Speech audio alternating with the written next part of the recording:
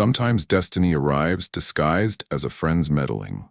Beatrice Hartwell had no intention of sitting at that corner table in the Copper Creek saloon, but Constance pushed her through the tavern's creaking door, declaring that Beatrice desperately needed the warmth of a good man.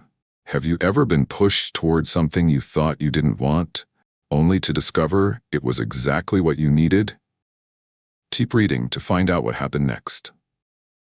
The Copper Creek saloon carried the thick aroma of bacon grease and tobacco smoke that October evening in 1884. Beatrice nervously smoothed her faded blue calico dress. At 28, she carried herself with the steady gait of a woman who delivered screaming infants during midnight thunderstorms. Donovan Sterling's been waiting for Lydia Pemberton, but she came down with fever, Constance whispered, steering her toward a corner table where a broad-shouldered man waited. You're doing him a kindness. Across the flickering candlelight sat Donovan Sterling. His large hands bore the scars of rope burns and branding irons. His weathered face held deep lines carved by something harder than weather. When he lifted his eyes to meet hers, she saw profound grief there. You're not Lydia Pemberton, he stated. No, sir. I'm Beatrice Hartwell. I'm a prairie nurse.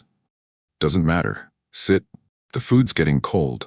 What would you do in Beatrice's position? Would you stay or leave? The choice she made changed everything. She settled into the chair. Donovan cut into his meat with precision. What kind of woman deliberately chooses to spend her days watching people die? Beatrice set down her fork. And what kind of man asks such an offensive question to a woman he's just met? The kind who's buried his fair share of good people. Donovan's jaw tightened. My wife died 3 summers back. Fever took her in 2 days. So I'm asking, why choose work where death wins more often than you do? Beatrice could have walked out. Instead, something in his tone made her stay. Because sometimes death doesn't win, she said quietly. Sometimes a baby takes its first breath when everyone's given up hope, and sometimes you fail, and that failure teaches you to fight harder next time. Sounds like you've got quite a story there.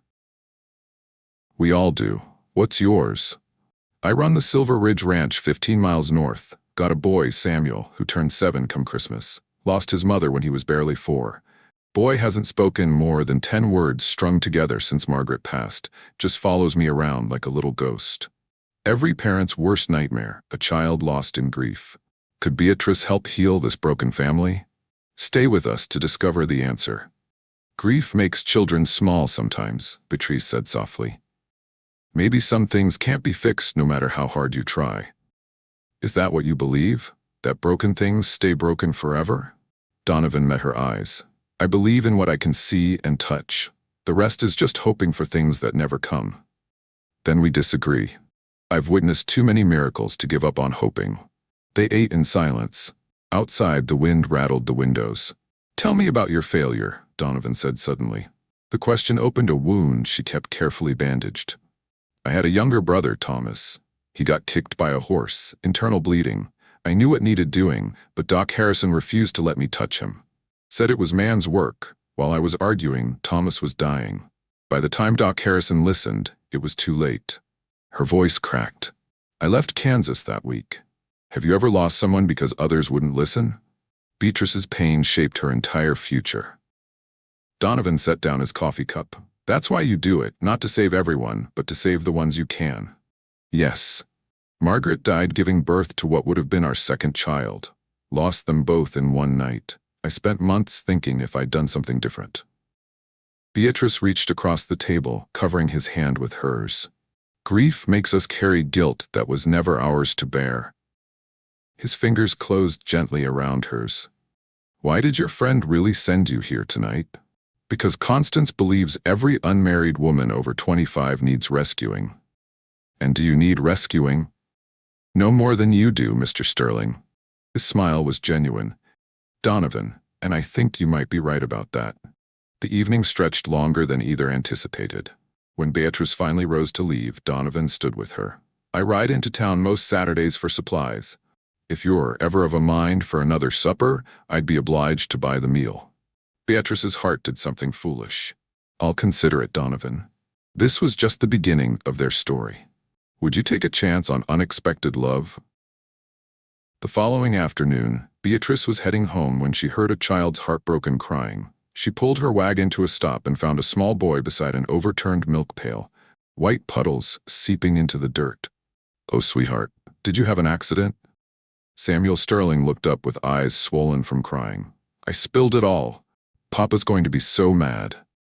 Beatrice knelt beside him, pulling out a handkerchief embroidered with a small horse, the last gift her brother Thomas had given her. "Let's clean this up together. Accidents happen to everyone. Not to Papa. I bet your Papa spilled plenty when he was your age. What's your name, sweetheart?" "Samuel, but Papa calls me Sam." "That's a strong name. I'm Miss Beatrice." Samuel's eyes fixed on the embroidered horse. "That's really pretty. My little brother made this for me. He said the horse would keep me safe." Without warning, Samuel threw his arms around her neck. "Will you be my safe lady?" She wrapped her arms around him. "Oh, sweetheart, you're safe. You're so very safe." "Sam, what happened here?" Donovan's voice cut through the moment. Could this chance encounter heal a grieving child? The answer would change 3 lives forever. Donovan took in the scene, his son clinging to a woman he barely knew. "I was passing by and heard him crying," Beatrice explained. "No," Samuel's grip tightened. "Don't go, safe lady. Please don't go." Donovan stopped short, amazement crossing his face. His son hadn't reached for anyone since Margaret's death. "She's got a magic horse, Papa, on her hanky. Can she stay for supper?" Donovan met Beatrice's eyes over his son's head. "You're not imposing. Sam doesn't usually take to people." "I'll do it," Donovan said, moving to her wagon. "Sam, help Miss Beatrice carry her bag inside." The next hour passed in a blur. Beatrice found herself peeling potatoes while Samuel chattered more than his father had probably heard in months. Donovan worked nearby, his eyes finding his son every few minutes, as if he couldn't believe the transformation. After supper, Samuel showed Beatrice his collection of special rocks. "This one's magic," he whispered, holding up a perfectly round river stone. "I found it the day after Mama went to heaven. She sent it to tell me she's still watching." When Samuel fell asleep, Beatrice and Donovan found themselves alone on the front porch under a sky scattered with stars. "He talked more tonight than he has in months," Donovan said quietly. "I listened," Beatrice said gently. "Sometimes that's all children need. Margaret used to say he felt things too deeply. Sometimes feeling deeply is what makes us able to love well." They sat in silence. A coyote called from somewhere on the range. "I should be getting home," Beatrice said. "It's full dark. Road's not safe for a woman alone. You can take Sam's bed." "Donovan, I couldn't possibly." "You could, and you will." He stood and extended his hand. "Would you stay or go?" Beatrice's decision would set everything in motion. When Beatrice placed her hand in his, the contact sent a jolt through both of them. He helped her to her feet, but neither immediately let go. "Thank you," she said softly. "Don't thank me yet," Donovan interrupted. "You've stirred something up in this house tonight. In your son? Maybe in me too." Beatrice's pulse quickened. Perhaps some things don't need to lead anywhere. Perhaps they just need to be. "Careful, Miss Hartwell. I'm not a man who does things halfway. Neither am I, Mr. Sterling." For a heartbeat, they stood suspended in possibility. Then Donovan stepped back. "Good night, Beatrice." "Good night, Donovan." 3 days later, Donovan was mending fence when he heard a scream. He ran toward the barn to find Samuel crumpled at the base of the hayloft ladder, blood streaming from his forehead. Sam, answer me." Donovan dropped to his knees. Then he heard hoofbeats. Beatrice rode hard across the pasture, her medical bag bouncing. She dismounted and knelt beside Samuel, opening her bag with steady hands. "He fell from the loft," Donovan's voice broke. "Beatrice, please, he's all I have left. The bleeding looks worse than it is." "Sam, honey, can you hear me?" The boy's eyes opened slowly. "Miss Beatrice, my head hurts." "I know it does, sweetheart, but you're going to be just fine." Her needle moved with practiced precision.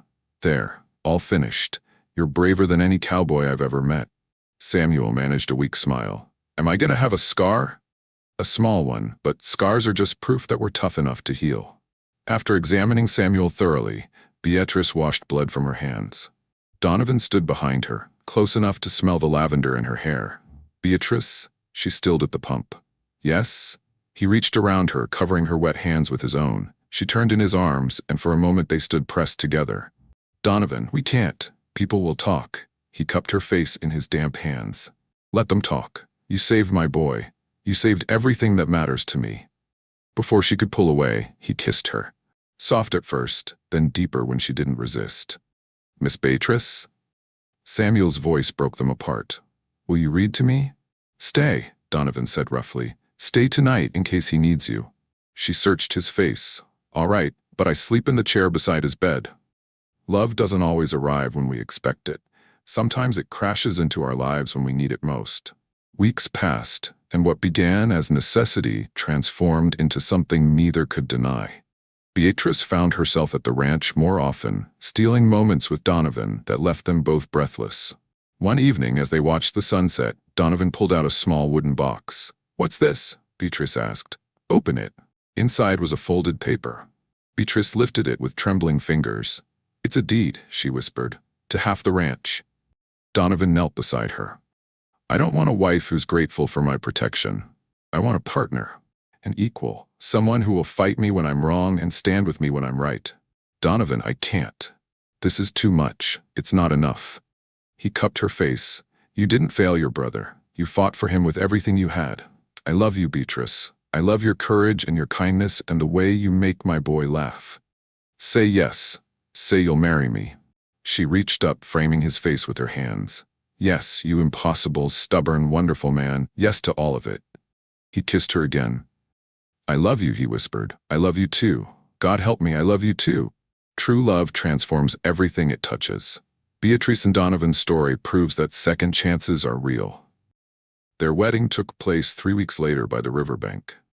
Beatrice wore her best blue calico dress, freshly pressed with white ribbon. Mama in heaven said it's all right, Samuel announced loudly as they exchanged vows. She told me in a dream. She said, Miss Beatrice has a good heart, and Papa needs someone to make him laugh again. When the preacher pronounced them husband and wife, Donovan's kiss was thorough enough to make several ladies fan themselves. The years that followed brought changes both sweet and challenging. Samuel grew into a confident boy who adored his new mother. The ranch prospered, but it also became known for something else. Beatrice couldn't resist taking in strays. Widows with nowhere to go, orphaned children, men down on their luck. We're running a ranch, not an orphanage, Donovan grumbled one morning. Hush. Everyone deserves a second chance, Donovan Sterling. Not just to heal others, but to be healed. Eventually they carved those words into a wooden sign at their ranch gate. Life wasn't without its amusing moments. Their chickens had a vendetta against laundry day. Their pig, Hamlet, had a gift for escaping at inconvenient times. But the family's laughter was loudest during quiet moments, when Beatrice would steal Donovan's hat and run, leading him on a merry chase, while their children cheered her on. You realize you'll pay for that later? He'd growl. Promises, promises, she'd whisper back. Their love grew fiercer with each passing year. In stolen moments, Donovan would pin her against the barn wall with kisses that left her breathless. The children will catch us, she'd protest. Let them learn what a real marriage looks like, he'd growl. In the evenings when the work was done, Donovan would pull Beatrice into his lap before the fire. She'd trace the lines on his face, new ones earned through laughter rather than grief. Please don't stop right there, he'd whisper as her lips found the sensitive spot below his ear.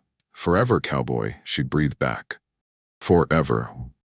And as their children grew and the ranch flourished, that forever seemed not just possible, but inevitable. Written in the stars that watched over the prairie, in the love that had grown from loss, and in the laughter that echoed through every corner of their lives. Every great love story begins with a single choice: to stay when you could leave, to hope when you could despair, to love when you could protect your heart. What choice will you make today? This story reminds us that sometimes the trails we never meant to ride lead us exactly where we need to be. Have you experienced an unexpected turn that changed your life? Share your story with someone today. You never know whose heart needs to hear it. The end.